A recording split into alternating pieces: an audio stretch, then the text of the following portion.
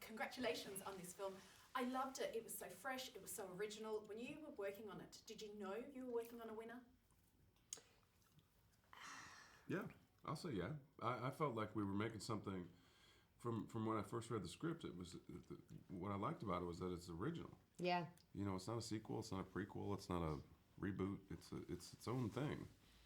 And just to have that as a starting point was really nice. And then you add in the cast. You add in Edgar's secret sauce that he sort of adds into the stew.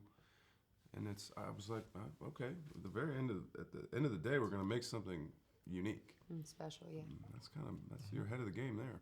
Your characters were so much fun. But how long did it take to actually get into character, both physically and mentally?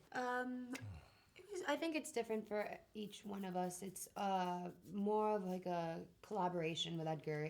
We did have before starting to shoot, we had a lot of rehearsal with our choreographer and with Edgar and the whole cast, and we'd go through the motions of the scenes because, as you know, everything's timed to the music and everything's technicalities here and there while you're trying to build the character. So that was kind of fun, but I think it was all different and different experiences for each one of us.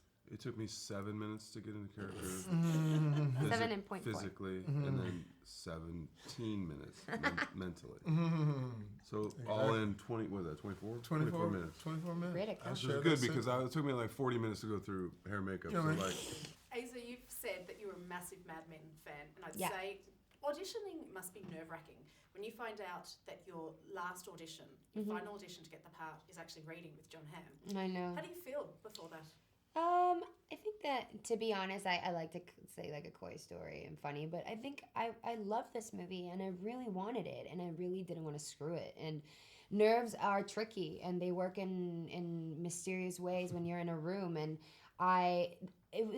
obviously Jon being a fan, I mean, that was a thing, but it was a lot of pressure. I just wanted to show that I was capable of doing what I could while earning a place and feeling like I could make him feel comfortable. And honestly, it was just nice. He was nice. He was willing. He's a super cool dude, as you can tell, and a great actor. And Edgar was so nice, and everyone was just in love with the movie. So going there was nerve-wracking, but being there was pretty exciting because I could already see the future in it. Jamie and Jon, we all assume that you're in a place in your career now where you don't have to audition for parts anymore. Do you miss that? And what's the worst audition experience that you've had?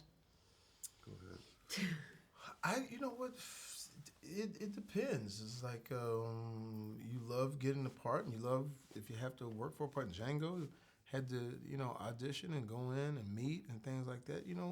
Nothing's promised in this business. It does feel good to be able to be called upon for what you do. So that's something that you work towards in your career, that you can say, okay, I've worked enough and shown enough, and you know what I'm saying. So so that's what we all work towards. But whatever it takes to get things going, I don't think we're ever arrogant in that point, or get to that point to where he's not going to come in, he doesn't want to. I mean, whatever it takes to get something. I certainly don't miss auditioning, but at the same point, I have no problem with as Jamie said, like coming in, working. I'll show you what I can do. You want to see it? Let's go. You're gonna have to see it eventually. Exactly.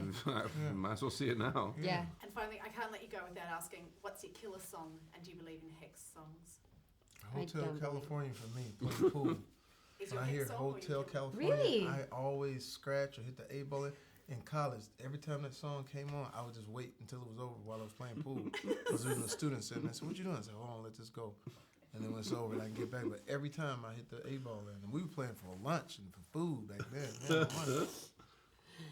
I don't have a hex song, to be quite honest, but I do have a killer track. I think anything that Radiohead could play ever would be a killer track.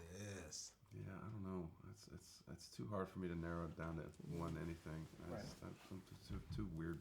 Well, thanks for a killer movie. Absolutely loved Thank it. you Thanks Thank so you. much.